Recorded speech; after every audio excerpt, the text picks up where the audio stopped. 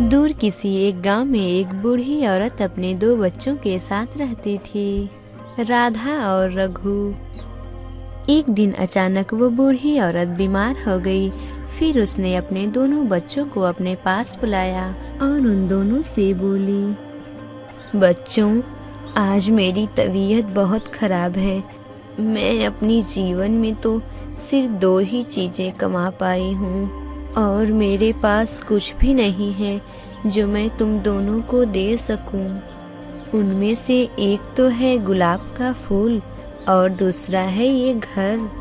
जिनमें से राधा, तुम ये गुलाब का फूल ले लो और रघु, तुम ये घर ले लो। और मेरे पास तो कुछ भी नहीं है जो मैं तुम दोनों को दे सकूं। तुम दोनों इस चीज़ का अच्छे से इस्तेमाल करना। फिर उस बूढ़ी औरत ने आखिरी सांस ली और अपनी दम तोड़ दी। बूढ़ी औरत के गुजर जाने के बाद राधा ने वो फूल ले लिए और उसका बड़ा भाई रघु वो घर ले लिया। राधा गुलाब के फूल को लेकर अपने कमरे में चली जाती है। फिर राधा उस गुलाब के फूल से अपने मन की सारी बातें करने लगती है, जैसे वो गुलाब का फूल राधा की बातें सुन रहा हो।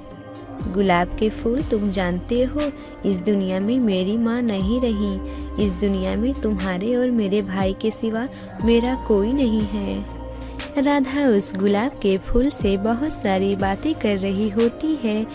तभी उसकी नज़र गुलाब के सूखे गमले की मिट्टी पर जाती है। अरे गुलाब के फूल, तुम तो बिल्कुल सूख गए हो। तुम्हें तो जीवित रहने के लिए पानी की जरूरत है। रुको गुलाब के फूल, मैं तुम्हें पानी लाकर देती हूँ। बोलकर राधा तालाब के पास पानी लेने के लिए जाती है। जब वो तालाब से पानी लेने के लिए जा रही होती है, तभी उसकी नज़र एक सुंदर बगीचे पर पड़ती है। वो बगीचा देखने में बहुत ही सुंदर था, इसलिए राधा उसे देखने के लिए वहाँ पर चली जाती है। जब राधा और पास जाकर देखती है तो वो देखती है कि वहाँ पर एक बहुत ही सुंदर रानी बैठी हुई है। रानी को देखकर राधा एक पेड़ के पीछे छुप जाती है और रानी को देखने लगती है। तभी रानी की नज़र राधा पर पड़ती है और वो राधा को देख लेती है। कौन है? कौन है वहाँ पर? सामने आओ। डरो नहीं, मैं तुम्हारा कुछ नहीं करूँगी। सामने आओ। तब राधा डरते हुए बोली, महारानी जी, मैंने कुछ नहीं किया है। मैं तो पानी लेने आ रही थी और आपके सुंदर बगीचे को देखकर इसे देखने के लिए चली आई। महारानी जी, मुझे माफ कर दीजिए। हाँ, मैं जानती हूँ कि तुमने कुछ भी नहीं किया है। तुम मुझसे डरो नहीं, आओ मेरे पास बैठो। राधा महारानी के पास जाती है। तब उससे महारानी बोलती हैं, लड़की, नाम क्या है तुम्हारा? तुम किस गांव में रहती हो और तुम यहाँ पर क्या करने के लिए आई थी? और क्या तुमने खाना खाया है? महारानी जी, मेरा नाम राधा है और मैं पास के गांव में रहती हूँ। अच्छा राधा, आओ तुम हमारे साथ खाना खा लो। फिर राधा महारानी के साथ खाना खाती है और मन ही मन सोचती है, ये खाना कितना लजीज है। मैंने आज तक तो अपने पूरे जीवन में ऐसा खाना नहीं खाया है। तुम क्या सोच रही हो राधा? महारानी जी, ऐसा खाना मैंने अपने पूरे जीवन में नहीं खाया है। आपका बहुत बहुत धन्यवाद। महारानी जी, मैं आपको इसके बदले क्या दे सकती हूँ? मेरे पास तो सिर्फ एक गमला है।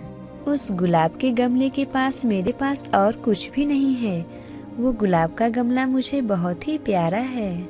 महारानी जी, आप रुकिए, मैं आपको वो गमला अभी ला कर देती हूँ। इतना बोलकर राधा अपने गांव आती है गुलाब का पेड़ महारानी को देने के लिए। राधा जैसे ही घर पहुँचती है, वो देखती है कि मेरे गुलाब के पेड़ की जगह दूसरा कोई पौधा रखा है। ये देखकर राधा परेशान हो जाती है। ये मेरा गुलाब का पौधा नहीं है। अरे, मेरा गुलाब का पौधा कहाँ गया? किसी ने चुरा लिया क्या? राधा परेशान होकर अपने भाई रघु के पास जाती है। भैया, क्या तुमने मेरे गुलाब के पौधे को देखा है क्या? वो मेरे कमरे में नहीं मिल रहा है। मुझे लगता है कि किसी ने चुरा लिया है।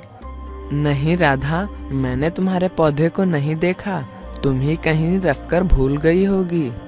राधा उदास होकर अपने कमरे में चली आती है। तभी उस पौधे में से आवाज आती है। रुको, मेरी बात सुनो। तुम मुझे अपने बगीचे में लगा दो। तुम अपने भाई रघु के कमरे में जाओ, वहाँ तुम्हें अपना गुलाब का पौधा मिल जाएगा जिसे तुम्हारे भाई रघु ने चुराया है और उसकी जगह मुझे यहाँ पर रख दिया है। ये सुनकर राधा बहुत खुश होती है और खुशी खुशी उस पौधे को लेकर अपने बगीचे में लगा देती है। फिर वो अपने भाई रघु के कमरे में जाती है और देखती है कि मेरा प्यारा सा गुलाब का पौधा मेरे भाई के कमरे में है। राधा उस गुलाब के पौधे को उठाकर अपने कमरे में चली जाती है और अपने गुलाब के पौधे से बोलती है, दोस्त, मैंने तुम्हारे लिए एक बहुत अच्छा घर ढूंढा है। तुम वहाँ पर बहुत ही खुश रहोगे क्योंकि अब तुम एक रानी के घर रहोगे। तुम वहाँ पर बहुत बड़े बगीचे में रहोगे और तुम जानते हो मैं तुम्हें वहाँ पर रोज देखने के लिए आऊंगी।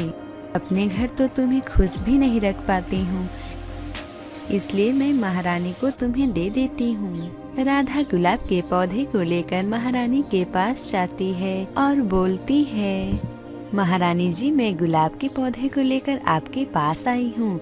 मुझे ये गुलाब का पौधा बहुत ही प्यारा है जिसे मैं आपको भेंट में दे रही हूँ।